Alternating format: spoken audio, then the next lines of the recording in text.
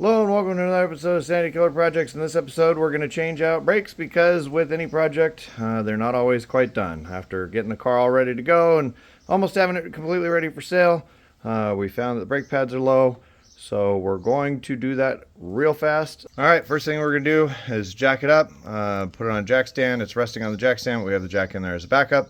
Next thing we're going to do is pull the caliper off. There's two 13 millimeters on the slide pins. That'll allow us to get the caliper up and out of the way. That way we can access the brake pads. All right, so we have the caliper off. They're dual cup calipers. We're gonna push them back, and then this is gonna have to come off. I was actually wrong about the bolts for the slide pins. Those were 14 millimeters, not 13.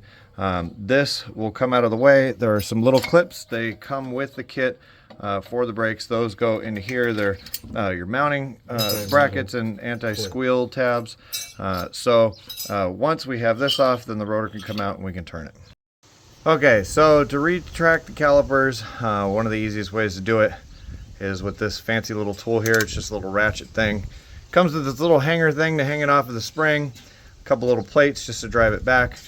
Makes it seriously easier to get the caliper cups retracted. I'll link one of these. I think I've linked it in a few other videos too. Okay, so once the rotor's been turned, you have to put the little metal clips, those are the old ones sitting right there on the floor, back in. Then this adapter plate goes back in to get the rotor back on and held in place. Then the two bolts that are actually 13/16 or 21 millimeter have to be torqued down to 125 foot-pounds. That's why we have a torque wrench on there.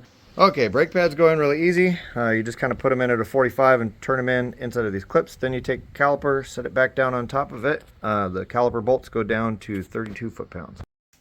All right, so for the part number that we use on this, we bought some Wagner QS's, part number ZD1181. All right, once the pads are set back in and the caliper is dropped back over the caliper mount and the bolts are torqued down, wheel goes back into place, and then we'll show you the other side.